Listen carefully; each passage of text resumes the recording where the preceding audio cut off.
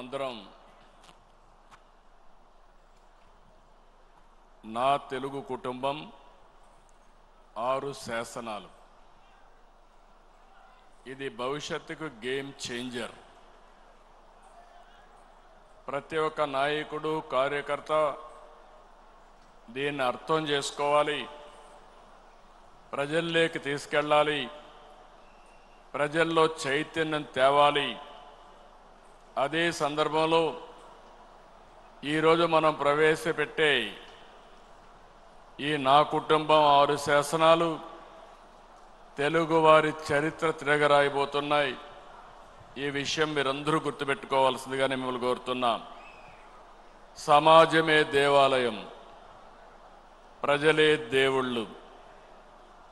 అనునిత్యం మన ఆలోచన విధానంలో మన నాయకుడి స్ఫూర్తే మనకు గుర్తొస్తుంది. ఈ మూల సిద్ధాంతాన్ని స్ఫూర్తితో మార్చుకుని కాలానికి అనుగుణంగా పార్టీలో పాలనా విధానాల్లో నూతనత్వం కోసం 6 శాసనాల్ని మహానాడులో మనం చర్చించుకున్నాం.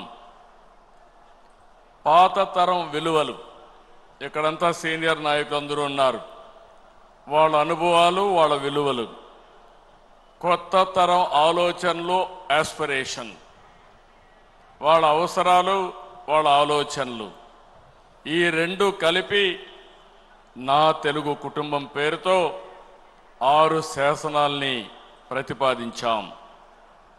ఈ శాసనాల ద్వారా తెలుగు జాతిని ప్రపంచంలోనే 2047కి నెంబర్ 1 జాతిగా చేయాలనే ఏకైక సంకల్పంతో మనం ముందుకు పోతున్నాం.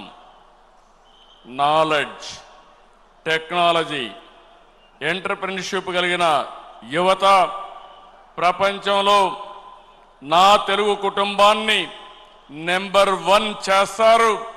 ఇది నా విశ్వాసం, ఇది జీవితంలో గుర్తుపెట్టుకోండి. ఇది సిబిఎన్ కోట్ అని చెప్పి కూడా నేను మీ అందరికి విజ్ఞప్తి చేస్తున్నా.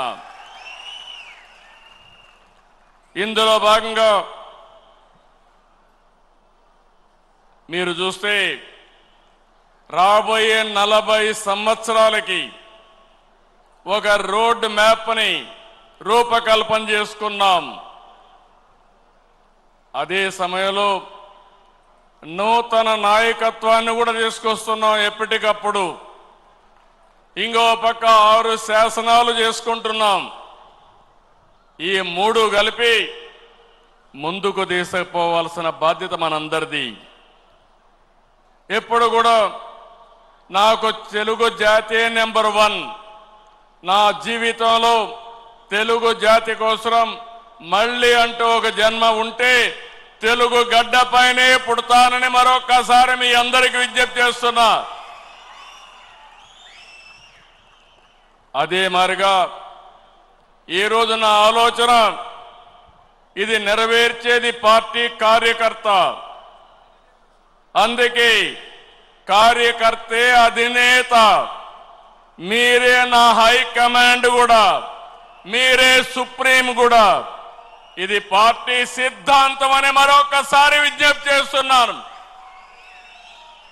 వేదిక పైనుండే నాయకులు కానీ మీరు కానీ అందరం గుర్తుపెట్టుకోవాల్సింది, పార్టీకి సాధారణ కార్యకర్త ఎప్పటికీ శాశ్వతంగా సుప్రీంగా ఉంటాడని చెప్పి కూడా నేను మీకు తెలియజేస్తున్నా.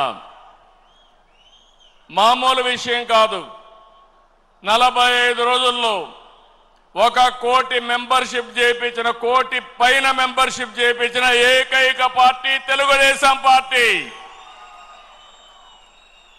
ఇంకొక పక్క తొలిసారి అసెంబ్లీకి 65 మందికి యంగ్స్టర్స్ సీట్లు ఇచ్చాం. ఇది ఒక చరిత్ర. ఏ రాజకీయ పార్టీ కూడా ఇంత సాహసం చేయలేదు. అలాంటి నిర్ణయం చేశాం.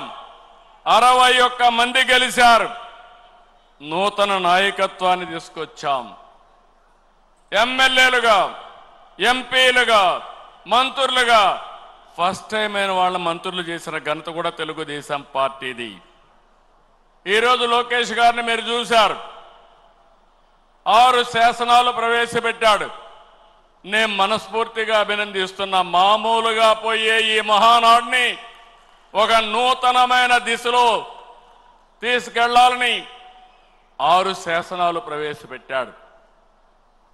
అలాంటి లోకేష్ కూడా మీరు చూస్తే బాగా చదువుకున్నాడు. చదువుకొని వచ్చి ఆయనకుండే నాలెడ్జ్ని ఇక్కడ ఉపయోగిస్తూ, టెక్నాలజీ కానీ నాలెడ్జ్ని ఉపయోగిస్తూ ఒక నూతనమైన